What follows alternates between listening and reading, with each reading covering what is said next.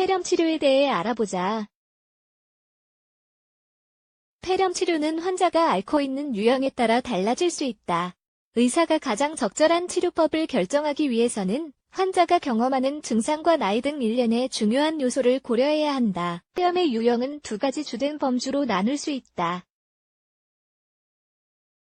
지역사회 획득성 폐렴, 환자는 지역사회 획득성 폐렴을 일상적인 환경에서 걸릴 수 있다. 병원성 폐렴, 병원성 폐렴은 입원 중에 걸린 폐렴을 말한다. 이 경우는 폐렴이 유일한 고통의 원인이 아니기 때문에 더 심각한 경향이 있다. 다시 말해서 기존에 앓고 있던 질병에 더불어 합병증처럼 폐렴도 함께 생긴다는 뜻이다. 이는 병원에 있는 박테리아 감염인 경향이 있으며 이미 병이 있거나 회복이 필요한 환자들에게서 잘 떨어지지 않는다. 그렇기 때문에 병원에 입원한 폐렴 환자의 경우에는 치료가 더 어렵다. 모든 유형의 폐렴은 감염이 혈류로 퍼지는 폐혈증으로 이어질 수 있다. 폐혈증으로 악화되면 면역계가 약한 환자나 나이 든 환자의 경우 죽음에 이를 수 있다. 이러한 위험이 있기 때문에 환자의 필요와 증상에 따라 폐렴 치료에 대한 방법을 정하는 것이 매우 중요하다. 환자에게 맞는 치료법을 결정하기에 가장 적합한 사람은 바로 의사이다. 폐렴의 원인 폐렴은 세균, 바이러스 또는 진균 감염으로 인해 발생할 수 있다. 원인에 따라 의사는 치료나 기타 대안을 결정할 수 있다. 폐렴 치료에 대한 이해를 위해 폐렴의 원인 세 가지를 살펴보자. 바이러스성 폐렴 바이러스성 폐렴의 가장 분명한 예시는 독감 또는 수두와 같은 바이러스로 인한 폐렴이다. 세균성 폐렴의 경우에는 다음과 같은 균이 포함된다. 폐렴구균, 포도상구균, 그람음성균, 인플루엔자균, 폐렴광균, 대장균, 녹농균. 세균성 폐렴에는 비정형 유형도 있다. 비정형 유형은 일반적인 유형보다 더딘 속도로 진전된다. 임상사진에서 쉽게 발견되지 않으며 폐렴을 일으키는 병원균보다는 덜 흔한 경향이 있다. 비정형 폐렴을 유발하는 박테리아는 리지오넬라 뉴모필라, 미코플라스마 뉴모니아이, 클라미디아 뉴모니아이다. 진균성 폐렴의 유형은 칸디다 또는 페포자충과 같은 곰팡이 유기체로 인해 나타난다. 진균성 폐렴은 면역계가 약해진 사람들에게 더 흔히 발생한다. 예를 들면 HIV, 인체 면역 결핍 바이러스 또는 에이즈, 후천 면역 결핍증 환자들이 있다. 원인별 폐렴 치료에 대하여 대체로 말해서 폐렴 치료는 환자에게 항생제를 투여하는 것이다. 의사는 감염의 원인, 특성 및 환자의 전반적인 건강 상태에 따라 특정한 항생제 또는 몇 가지를 혼합해서 처방을 내릴 수 있다. 몇 가지의 항생제를 혼합하는 것은 원인에 따라 사용 가능한 유형의 치료법이다. 폐렴구균 이 그룹에서 가장 일반적인 유형은 폐렴 사슬알균이다. 이를 치료하기 위해서는 의사가 아목시실린을 투여한다. 그렇지만 이 항생제에 대한 저항력의 위험성이 높다. 신체의 저항력이 나타나면 치료법에 다음과 같은 다른 유형의 약물이 포함될 수 있다. 세팔로스포릴 유클린다마이신, 세프록시메리트로마이신. 더 심각한 감염의 경우 사슬, 알균 폐렴에 사용 가능하며 아이들과 50세 이상의 사람들을 겨냥한 백신도 있다.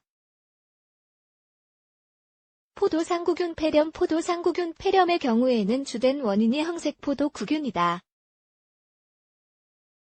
이러한 유형의 폐렴 치료에 필요한 것은 페니실라나제이다. 사용 가능한 페니실리나제 유형 중 일부는 다음과 같다. 플루클락시실린, 이 약물은 미생물이 베타락타마아제, 페니실리나제에 역반응을 한다.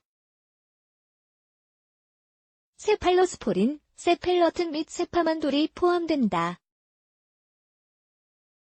클린다마이신, 90%의 세균주에 효과적이다. 그람음성광균 폐렴 그람음성균에서 폐렴의 주된 원인은 다음과 같다. 인플루엔자균, 폐렴감균, 대장균, 녹농균 이러한 균에 따라 치료하는 법은 다음과 같다. 인플루엔자균, 인플루엔자 바이러스 B에 사용 가능한 백신이 있다.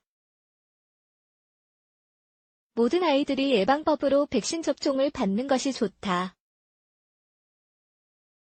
이 경우 트리메소프린과 설파 메톡사졸을 결합한 항생제인 코트리목사졸이 사용된다. 다른 항생제로는 gram 음성균에 사용하는 세팔로스포린, 아목시실린, 플루오로퀴놀론계, 아지트로마이신이 있다. 폐렴감균, 이 세균은 다수의 베타락타마아제뿐만 아니라 암피실린에 대한 저항력이 있다. 그렇지만 아미노글리코사이드계 및 세팔로스포린 항생물질에 매우 취약하다.